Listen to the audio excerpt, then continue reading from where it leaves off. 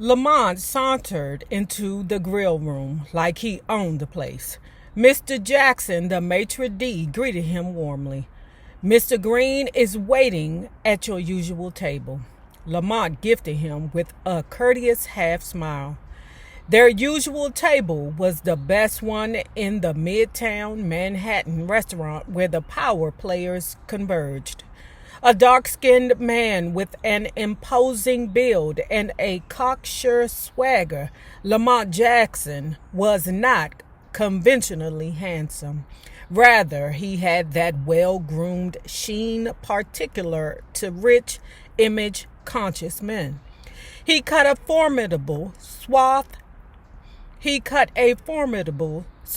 as he strode through the room in his favorite Brioni suit, chin up, acknowledging fellow members of the media elite with friendly nods, the masculine scent of his Bulgari cologne lingering in his wake.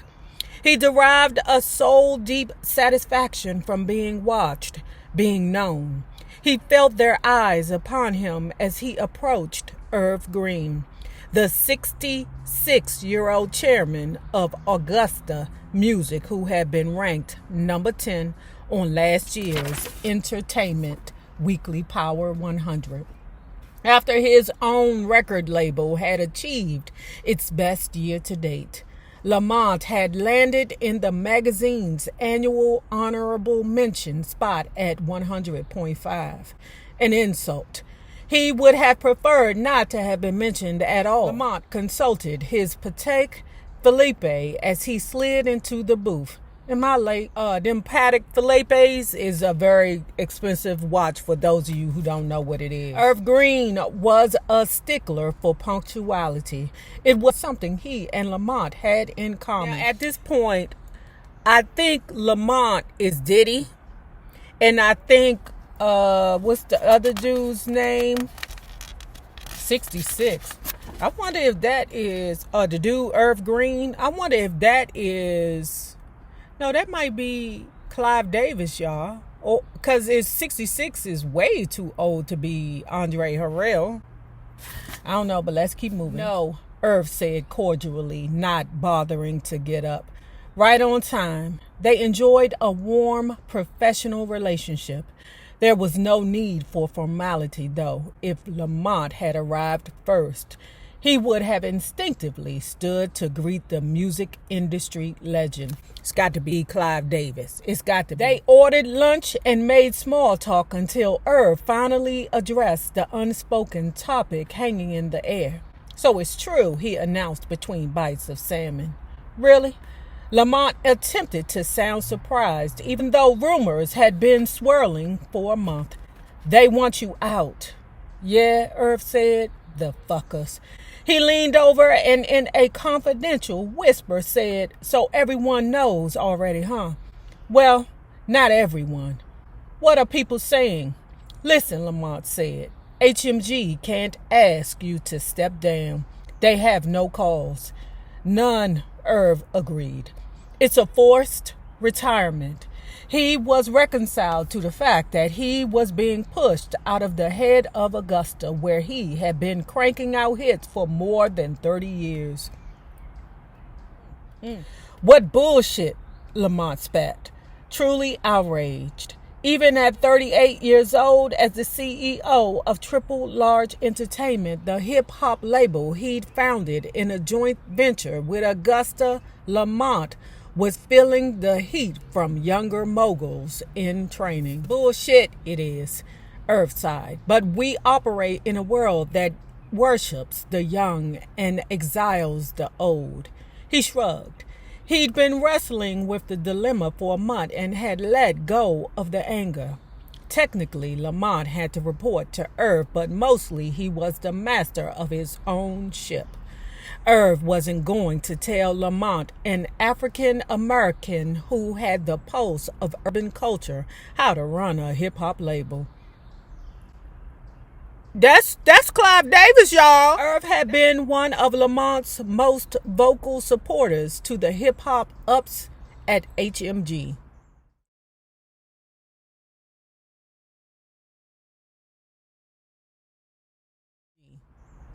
the German conglomerate that owned Augusta. The same fuckers who were trying to push Irv out of his job. You remember the first time we had lunch here, Lamont reflected, 9 years ago, when we were working out the joint venture. I remember it like it was yesterday, Irv said. You had on jeans that were too baggy, Air Jordans, a yellow hooded Morehouse sweater, and you kept taking calls on a cell phone that was the size of a brick. I was embarrassed to be seen with you. Yikes. Lamont didn't want to be reminded of that. But remember what you said to me that day. People were just starting to realize hip-hop wasn't a passing fad. Said the Germans at HMG were racist, and the only reason they wanted to get in bed with me was because green was the only color that could blind them to my own. Irv nodded. And I said, I'm a Jew from Canarsie. You think they like me better? To them, we're both ninjas. Accept it and move on. They both chuckled at the recollection. It was the best advice I'd ever gotten, Lamont said. Still is. He'd learned so much from how to handle corporate politics, how to groom and break an artist, even how to dress. It was the best advice I'd ever gotten, Lamont said. Still is. He learned so much from Irv, how to handle corporate politics, how to groom and break an artist, even how to dress. Lamont looked at Irv, now casually attired in a white shirt, no tie, what was left of his dark brown hair elegantly slicked back. The shirt was so crisp, so sturdy, so blindingly white, it almost had a celestial glow. Where did you even buy a shirt like that? And how much did it cost? You also said, Lamont continued the trip down memory lane to massage Irv's ego. You make hit records. We all make money and everyone's happy. A thoughtful pause. You've been producing hits for 35 years, Irv. You've made them a lot of money. You're still at the top of your game. It's not right what they're trying to do. That's what everyone says. Irv smiled and raised his glass in appreciation. So what's next? Lamont asked casually, self-serving to the bone. He was more curious about what this shakeup meant for him than his mentor. Golf's not my thing, Irv said. Might start my own label. I can write my own ticket. A differential, of course. And they're still deciding on my replacement. The pause was so pregnant it was expecting triplets. Say it, Lamont slightly urged. Say it. Irv Green looked across the table and smiled. If it were up to me, the job would be yours today, but I do know you're at the top of their list. Lamont leaned his considerable girth back on the leather banquet and pushed his plate of risotto away, taking a moment to compose himself so his deep baritone would not sound too eager in reply. He felt like jumping up in the packed dining room and shouting, I'm ready. But he only shifted slightly, and when he spoke, he sounded cool and calm. You know, I've been thinking of branching out, he said, doing some R&B shiz. I have some things in the works right now. Wonderful, Irv enthused.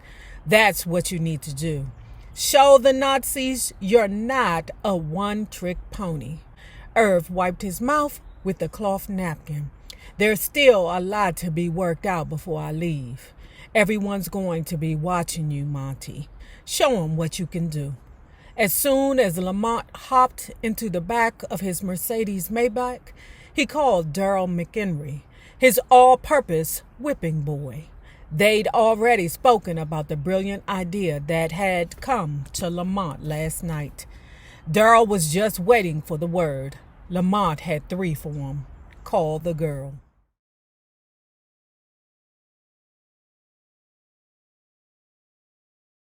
"'Cause we ain't nobody," LaToya said. Lakeisha turned from peering out the window of the Chesterfield Hotel, annoyed because her question, why they got us staying in this bum-ass hotel, had been a rhetorical one. There was no view, just another hotel across 37th Street.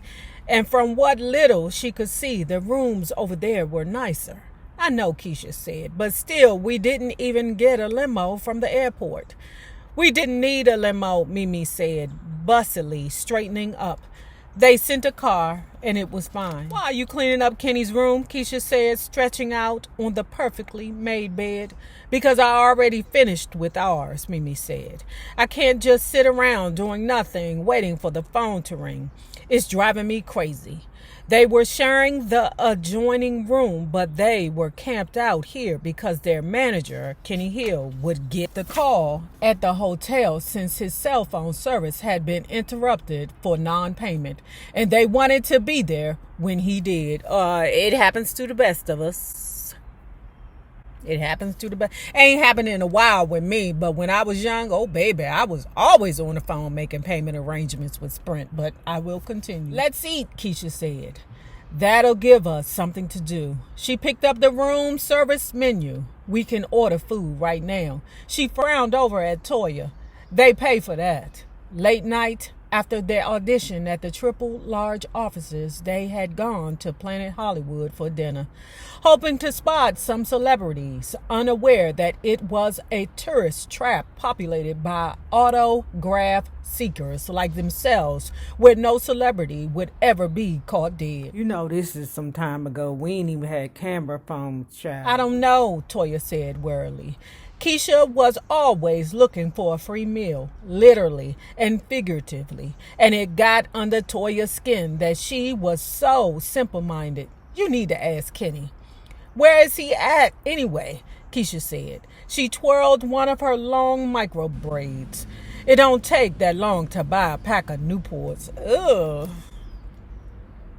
Well, this is probably before, the ban, where you can't smoke cigarettes on earth now. I'd be so surprised when I come across people that smell like smoke. Mimi didn't care about the low budget accommodations or that there had been no limo yesterday. Keisha thought this whole trip was going to be like an episode of Making the Band. So already the author is telling us who Mimi is.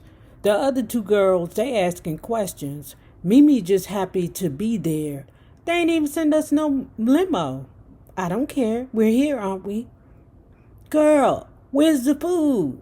We ate last night. Bitch, are you crazy? And that shows low self-esteem. Boo. Just accept the smallest things and act like it's a big deal. That Mimi is going to be in some trouble later. I can tell. She was obsessed with that show. Kenny did nothing to dissuade her from thinking it was going to be limos, parties, and crystal bottles popping. But why on earth would anyone do that for them? They were nobodies, but they had come here to change that. They'd all met at Performing Arts School of Toledo.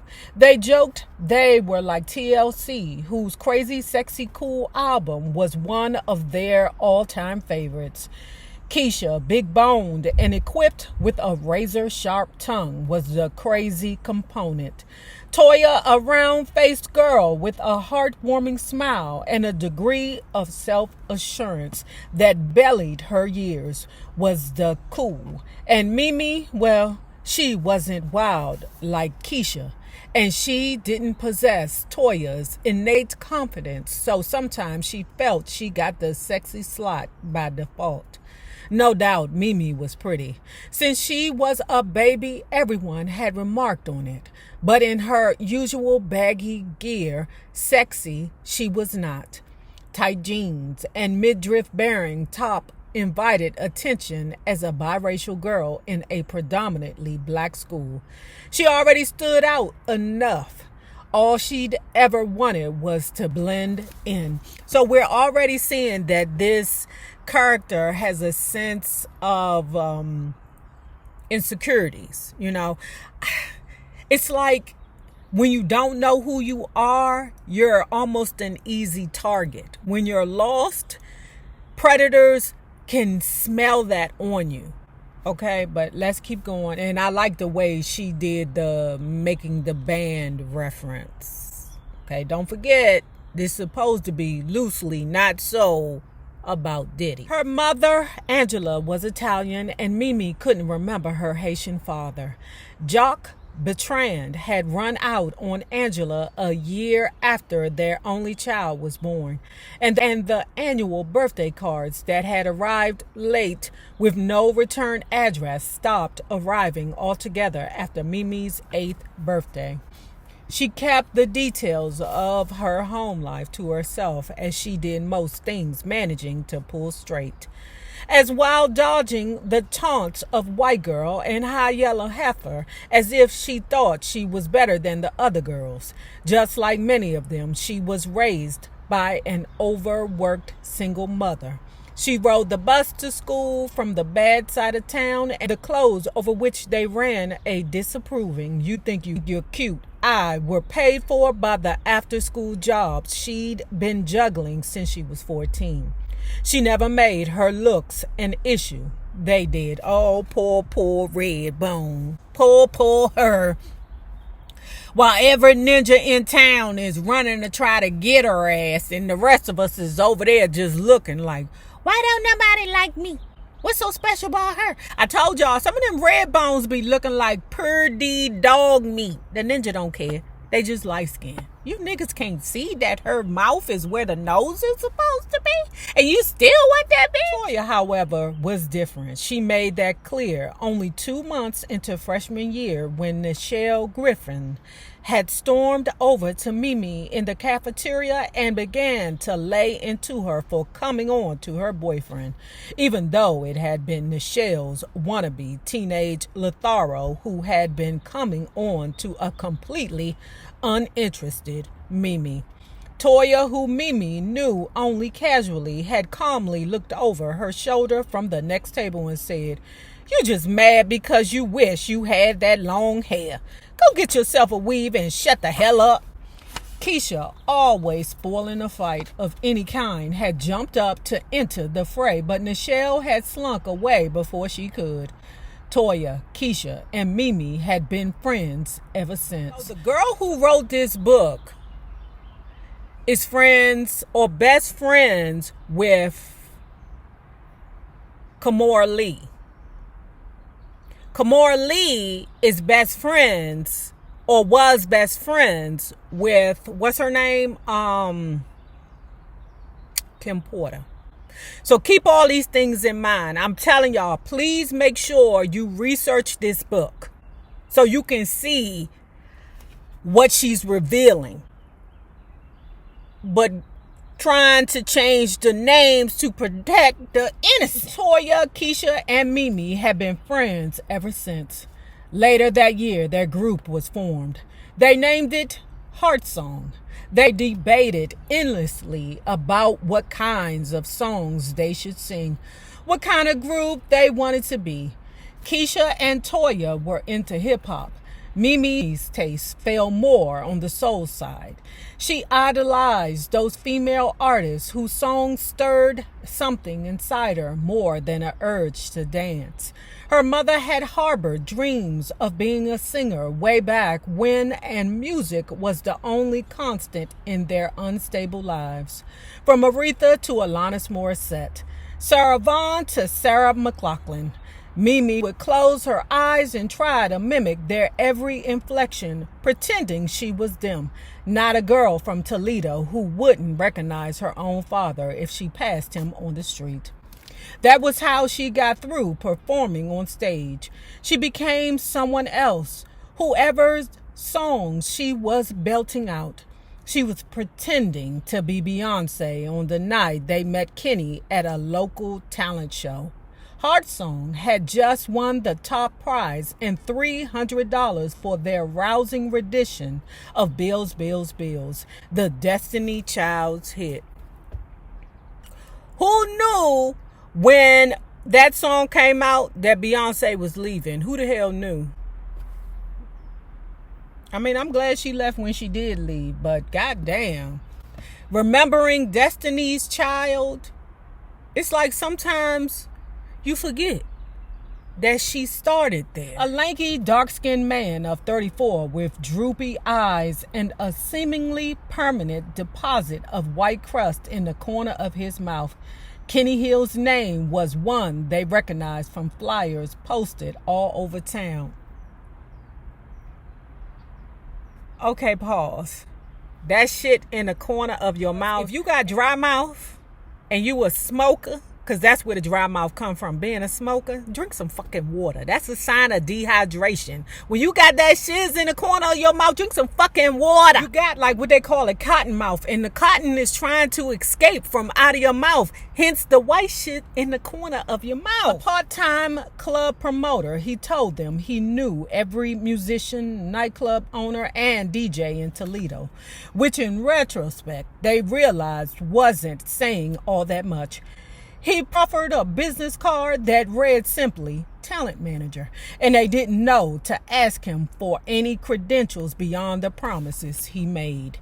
He talked about getting them a record deal, and he didn't ask them for money. And so it was that Kenny became their manager. He had arranged for them to sing backup on demos at Wildside Studios in exchange for free studio time to record their own music. He kept telling them that he was setting up auditions with labels, but nothing ever panned out.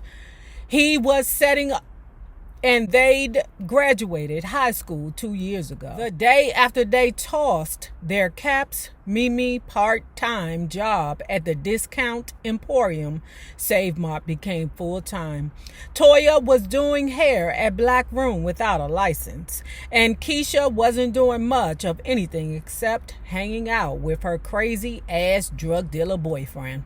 They'd finished their demo using tracks Kenny brought from a local producer and singing generic R&B lyrics that Kenny had written himself. Kenny Hill, club promoter, talent manager, songwriter, jack of all trades, and master of none. When he finally got a call back from Triple Large Entertainment a week ago, he didn't tell the girls right away that they had a chance at a recording contract. Instead, he'd gotten everything in order, wrangling 4 coach plane tickets to New York, 2 $99 per night rooms at the Chesterfield before he strolled into Wildside Studios and crowed triumphantly, "Pack your bags, girls. We're going to New York."